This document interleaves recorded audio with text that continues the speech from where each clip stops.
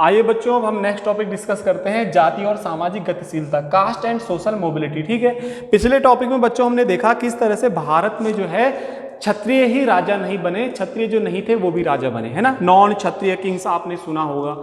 कुल मिला के धर्मसूत्र धर्मशास्त्र वर्ड का बार बार यूज हम कर रहे हैं। Dharmasutra Dharmashastra is the text which is written in the Sanskrit language by the Brahmins before from 600 BCE to 400 CE, यानी कि 600 ईसा पूर्व से 400 ईस्वी तक जो है ब्राह्मणों ने संस्कृत में संस्कृत में जिन ग्रंथों को लिखा उन्हें धर्मसूत्र और धर्मशास्त्र कहते हैं। और धर्मसूत्र और धर्मशास्त्रों में आम आदमी के लिए, राजा के लिए, प्रजा के लिए नियम कानून लिखे गए हैं, क्या करना चाहिए क्या नहीं करना चाहिए। वर्ण व्यवस्था के नियमों के बारे में जानकारी दी गई है, मनुस्मृति, नारद स्मृति, बहुत सारे हैं। ठीक है, तब हमने देखा कि जी जो सातवाहन रूलर्स थे उन्होंने कहा कि हम अनूठे ब्राह्मण हैं और वर्ण व्यवस्था में जो है शादियां जो आपस में हो रही थी, यानी कि ब्राह्मण अगर क्षत्रिय से शादी कर रहा है तो उन्होंने रोका, क्षत्रिय अगर शूद्र से शादी कर रहा तो वो भी सातवाहनों ने रोका, यानी वर्ण व्यवस्था का नियम बना रहे, हर आदमी अपने वर्ण के हिसाब से काम करता रहे, ब्राह्मण का कर्तव्य करे, शूद्र का करे, ये बनाए रखने की जिम्मेदारी भी राजाओं ने ले रखी थी।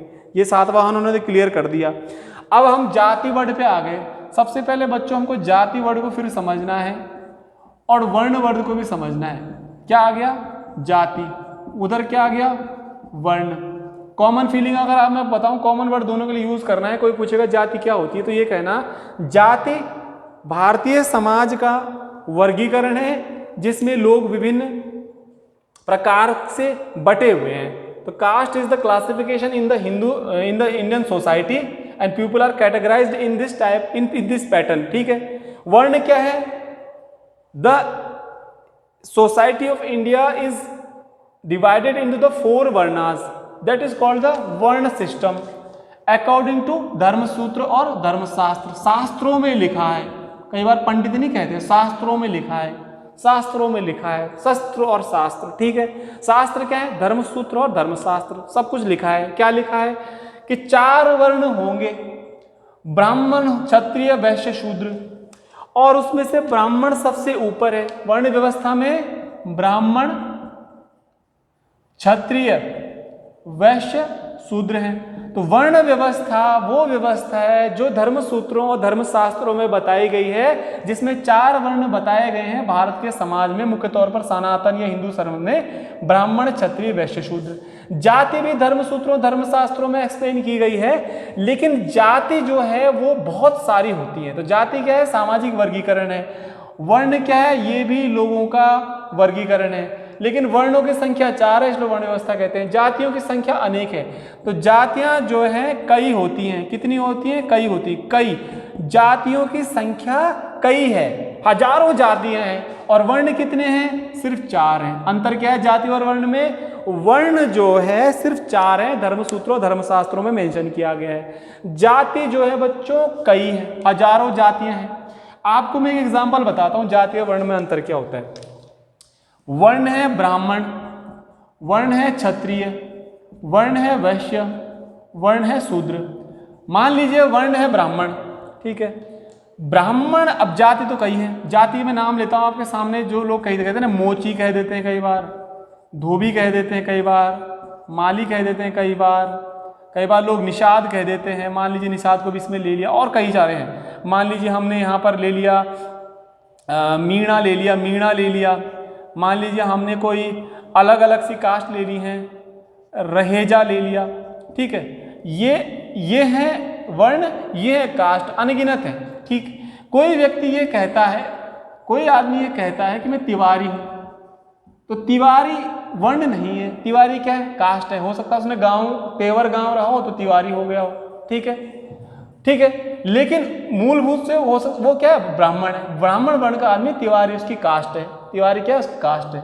क्षत्रिय है, क्षत्रिय कोई कहता है कि रहेजा है, वो कहता है जी मैं क्षत्रिय हूँ, ठीक है। वो क्षत्रिय, रहेजा उसका गांव का नाम हो सकता है, ऑक्यूपेशन हो सकता है, पेशा हो सकता है, ठीक है। लेकिन उसका जो उसका वर्ण होगा वो क्षत्रिय, वर्ण क्षत्रिय है, और उसका सबनेम लोग कास्ट है। वैश्य अलग है, शूद्र अलग है। ये देखिए मोची को कहता है मैं मोची हूँ, तो मोची क्या है? वो बता रहा है कि मेरे कास्ट है। लेकिन वर्ण उसका अलग होगा। वर्ण ब्राह्मण क्षत्रिय वैश्य शूद्र में से एक होगा। धोबी हो गया, माली, निषाद, मीणा। मीणा कहेंगे जी मैं मान लीजिए मैं ब्राह्मण हूँ, मान लीजिए कहते हैं कि हम ब्राह्मण हैं, तो ब्राह्मण क्या है, वो वर्ण है उसका, और मीणा अपने आप में क्या होगा, उसकी कास्ट होगी जो नाम के पीछे लगा हुआ है। तो वर्ण सिर्फ 4 हैं, जातियां सैकड़ों हैं या हजारों हैं, ध्यान रखिएगा, ठीक है। तो वर्ण व्यवस्था, बस दोनों में कॉमन चीज क्या है, जाति भी जन्म आधारित है, वर्ण भी जन्म आधारित है, जन्म आधारित है। और जाति जो जुड़ी हुई है कार्य से, कार्य यानी पेशा, और वर्ण जुड़ा हुआ है सिर्फ जन्म, वर्ण में कोई पेशा नहीं है, वर्ण सिर्फ 4 ही है। तो शुरू में क्या था जी, ब्राह्मण का काम है पढ़ाई लिखाई करना, क्षत्रिय काम है रक्षा करना, राजा बनना, वैश्य का काम है व्यापार करना, शूद्र काम है सेवा करना। भविष्य में जो लोग धीरे धीरे करके जो जो काम करते थे, उनको उन्हीं काम के आधार पर उनकी जाति बन गई, उन्हीं काम के आधार पर जाति बन गई। मान लीजिए धर्मसूत्रों में लिखा था शूद्र, शूद्र बेचारे मान लीजिए कोई लोग काम करते थे, गार्डनिंग का काम करते थे, गार्डनिंग का काम करते थे, माली हैं साहब, तो आज उनकी पूरी कास्ट ही माली बन गई। इस तरह से जो पानी का काम करता था अहीर कहा गया उनको, इस तरह से कास्ट कही जाती थी। तो कुल मिला के जातियां कई हैं और वर्ण सिर्फ 4 हैं, जातियां कई हैं वर्ण सिर्फ 4। अब इसमें कॉम्प्लिकेशन देखते हैं, जो ये बताना चाह रहा था कॉम्प्लिकेशन क्या है, ध्यान रखिएगा। कॉम्प्लिकेशन इसमें ये आ रहा है कि हमारे हिंदू सोसाइटी में जातियों की संख्या तो बहुत है, निश्चित संख्या नहीं, आज भी कई जातियां, आपने देखा हो ना भारत में कई जातियां, बिहार यूपी में कितनी कास्ट मिलती हैं। लेकिन होता क्या था, जो ब्राह्मणों की व्यवस्था थी, ये क्या व्यवस्था है, ब्राह्मणीय व्यवस्था जिसको कहा जाता है, क्या कहा जाता है जिसको, ब्राह्मणी व्यवस्था में। ब्राह्मणी व्यवस्था में जातियां तो बन गई, लेकिन जब नए समुदायों से सामना हुआ, ब्राह्मणिकल सिस्टम, ब्राह्मणिकल सिस्टम, तो ब्राह्मणिकल सिस्टम जो है उसमें क्या कहा गया है, नए समुदाय। नए समुदाय का मतलब है भारत तो बहुत बड़ा था, भारत क्या था, बहुत बड़ा था, पूरे भारत में धीरे धीरे करके धर्मसूत्रों का प्रचार प्रसार हो रहा है। इस बीच में जंगलों में रहने वाले कई लोग ऐसे बेचारे आदिवासी हैं जो किसी पर्टिकुलर रिलीजन को नहीं मान रहे हैं, संस्कृत से परिचित नहीं, संस्कृत भी नहीं आती इनको, आप ये भी नहीं समझ सकते कि धर्मसूत्र धर्मशास्त्र उन्हें पढ़े होंगे। तो जब नई कम्युनिटीज आई, जैसे मान लीजिए सुनार थे, निषाद थे, आपने निषाद सुना होगा, निषाद, सुनार क्या थे, सुनार थे आर्टिजन, शिल्पी जिनको कहते हैं हम, कारीगर। सुनार क्या होता है, कारीगर होता है। कारीगर क्या होता है, सुनार पूरा अलग पेशा होता है, तो कारीगर हो गए, सोने का काम करने वाले कारीगर हो गए। सुनार मतलब गोल्ड स्मिथ, और निषाद तो निषाद ही आएगा। अब हुआ क्या, जंगलों में रहने वाले निषाद, जंगलों में कौन रहता था, निषाद। निषाद सुना होगा, एकलव्य कौन था, एकलव्य भी एक निषाद था। एकलव्य जो महाभारत में आता है, जंगलों में रहने वाली एक कम्युनिटी थी निषाद। जब उनका जो कनेक्शन ब्राह्मणों से होने लग गया, तो ब्राह्मणों ने सोचा कि यार इनको वर्ण व्यवस्था से तो बाहर ही है, वर्ण व्यवस्था में कहाँ फिट करें इनको वर्ण व्यवस्था में। तो उनको वर्ण व्यवस्था में रखने की बजाय उनको क्या कर दिया, उसको अलग से रख दिया, क्या है, अलग कम्युनिटी में कर दिया। तो उसको एक कास्ट बना दिया, निषाद पूरी अलग कास्ट बन गई। यानी वर्ण व्यवस्था में कोई बाहर का आदमी घुस नहीं सकता, उसको कास्ट में बदल दो, कास्ट है जी। तो आज भी आप दावा नहीं कर सकते कि आप सुनार को ब्राह्मण बोलोगे, क्षत्रिय बोलोगे, वैश्य बोलोगे, शूद्र बोलोगे। तो कुछ कम्युनिटीज ऐसी भी थी जो ब्राह्मणीय विचारधारा, इस पूरे हिंदुस्तान में, इंडिया में ब्राह्मणों की व्यवस्था से दूर थे। और ब्राह्मणों से जब उनका कांटेक्ट हुआ, तो ब्राह्मणों ने उनको वर्ण व्यवस्था में रखना सोचे क्या करें, तो ब्राह्मणों ने उनको जातियों में बदल दिया, क्योंकि वो वर्ण व्यवस्था में फिट नहीं कर सकते थे। और इस तरह से सुनार एक कास्ट, आज गोल्ड स्मिथ एक कास्ट है, निषाद एक कास्ट है। वर्ण व्यवस्था में कहीं ये फिट नहीं हो सकते हैं ब्राह्मणों के हिसाब से, ठीक है। सुनार भी देखा आपने, निषाद भी देखा हुआ है। इस तरीके से निषाद का, अच्छा निषाद वो लोग होते हैं जो शिकार करते हैं, ध्यान रखिएगा, निषाद करते हैं शिकार, सुनार सोने का काम करते हैं, ठीक है। तो निषाद सुना होगा आपने कि जब भगवान रामचंद्र जा रहे थे, कब वो वनवास पे, तो नदी पार करवाई थी चित्रकूट के सामने निषाद राजा ने जंगल के, ठीक है। तो ये जंगलों में रहते थे, तो ये भी कम्युनिटीज थी, संस्कृत विचारधारा, संस्कृत आइडियोलॉजी से बिलोंग नहीं करते थे। ब्राह्मणों ने क्या बोला है जी, इनको जाति में बदल दो। अब जो है नेक्स्ट पॉइंट जो इंपॉर्टेंट है मैं आपको बताने वाला हूं, मैं बोलता हूं इसको 1 मार्क का आपके लिए बहुत इंपॉर्टेंट है। यहाँ पर आपको एक वर्ड लिखा होगा, इस पर जरूर गौर करना, और कुछ आए ना आए, ये 1 नंबर का आपको मिलेगा। ये आज क्या कल आपके 100 साल काम आएगा। और यहाँ पे लिखा है मंद सौर, क्योंकि समझाना इतना टफ है कि बहुत ज़्यादा, क्योंकि एनसीईआरटी है, इसमें कई जानकारी कम है। मंद सौर इंस्क्रिप्शन, मंद सौर इंस्क्रिप्शन मिलता है हमें मध्य प्रदेश से, और मध्य प्रदेश में, अब मंद से का चक्कर क्या है पहले आपको बता दूं, ठीक है। ये मैंने लिखा मंदसौर अभिलेख मध्य प्रदेश। अब और कहानी सुननी है हमने।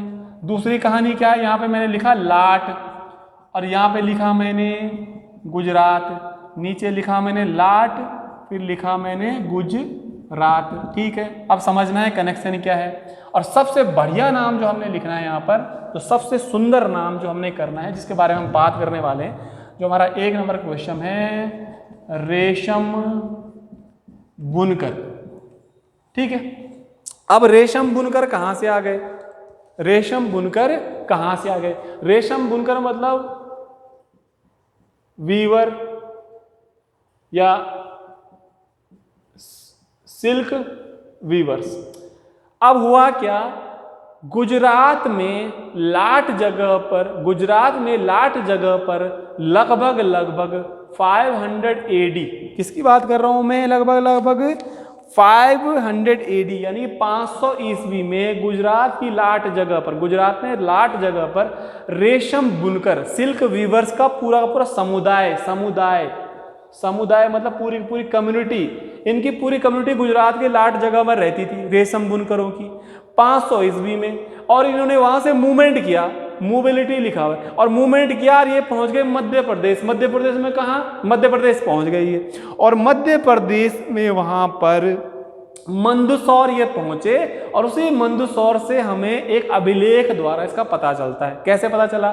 मंदसौर मध्य प्रदेश में एक अभिलेख है, जिस अभिलेख में ये लिखा हुआ है कि किस तरह से गुजरात की लाट जगह से रेशम बुनकरों की पूरी कम्युनिटी 500 ईस्वी में मंदसौर आई थी।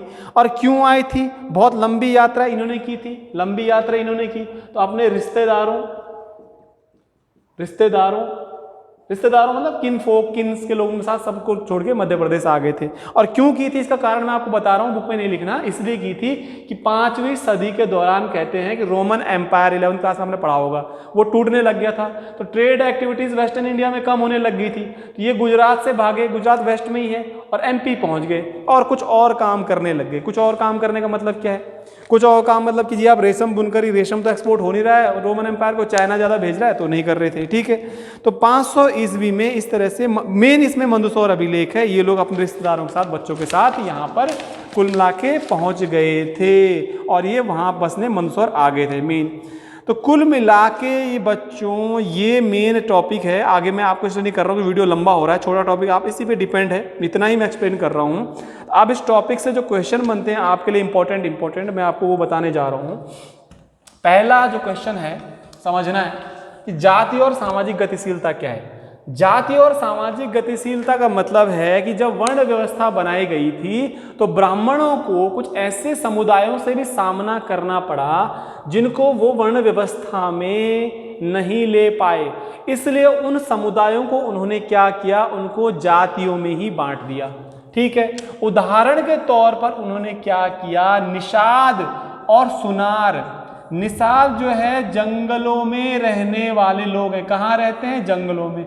सुनार जो है एक तरह से आर्टिजन होता है, कारीगर होता है, एक्सपर्ट ऑफ क्राफ्ट होता है, क्राफ्ट पर्सन्स मतलब क्राफ्ट पर्सन्स, तो क्राफ्ट पर्सन्स थे गोल्ड स्मिथ।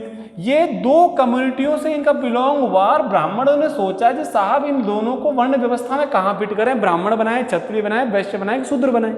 निषाद तो जंगल में रहता है। अब मान लीजिए चीन से कोई आदमी भारत आया, अब ब्राह्मण उसको किस वर्ण व्यवस्था में, ब्राह्मण में रखे हैं, क्षत्रिय में रखे हैं, वैश्य में रखे, शूद्र में रखे। इसलिए कहते हैं हिंदू रीजन बड़ा टफ है, कोई हिंदू रिलीजन ले भी लेगा तो आप उसको कहाँ रखोगे, ब्राह्मण में रखोगे, क्षत्रिय में रखोगे, वैश्य में रखोगे, शूद्र में रखोगे। भाई क्रिश्चियनिटी में तो आप एडोप्ट करके क्रिश्चियन बना दे रहे हो, इस्लाम में इस्लामिक बन जाएगा, बौद्ध में बौद्ध बन जाएगा। हिंदू रिलीजन बड़ा टफ है, लेकिन हमने क्या इजी सॉल्यूशन धर्मशास्त्रों ने निकाला, नई कम्युनिटी में जो लोग आए निषाद और सुनार वाले, उनको जातियों में क्लासिफाई कर दिया। तो आपके लिए क्वेश्चन ये है, पहला question, what is caste, what is the social mobility. सामाजिक गतिशीलता मतलब है, सामाजिक गतिशीलता का मतलब है ब्राह्मणों ने सोशल मोबिलिटी की वर्ण व्यवस्था में जगह देने की बजाय नई कम्युनिटीज को उन्होंने निषाद और सुनार में बांट दिया, ठीक है। और उनको क्या कहा, उनको कहा कि कास्ट है, तो they classify the new communities into the caste and they did not adopted them as the in their varna system. Brahmanas did not adopted the new communities in the varna system, they just categorized them as the caste. So the new caste emerged in the Hindu society in the according to Dharma Sutra, Nishad and सुनार। और आज अगर list देखेंगे आप internet पे तो भारत में हजारों जातियां हैं, निषाद है, सुनार है, अहीर है, माली है, कई कास्ट आपको मिलेंगे। कहते हैं ना भारत में कास्ट पॉलिटिक्स होती है, तो हजारों जातियां भारत में हैं। दूसरा बहुत ज्यादा इंपॉर्टेंट क्वेश्चन मैं आपको पूछ रहा हूं, वही वाला मंदसौर अभिलेख, इसको जरूर लिखना, क्वेश्चन लिखना आप। मंदसौर अभिलेख किससे संबंधित है, Mandsaur inscription related with which people, and Mandsaur अभिलेख कहाँ है, where is Mandsaur inscription is located. बस इतना क्वेश्चन है, छोटा वीडियो बहुत लंबा हो रहा है और मैंने छोटा वीडियो बनाने की कोशिश की थी। आप देखना, आपको समझ में आएगा तो कमेंट करना, नहीं आएगा तो आप क्वेश्चन करेंगे क्या समझ में नहीं आया, अगली बार इंप्रूवमेंट करने की कोशिश की जाएगी, इंप्रूवमेंट किया जाएगा, ठीक है। Thank you very much.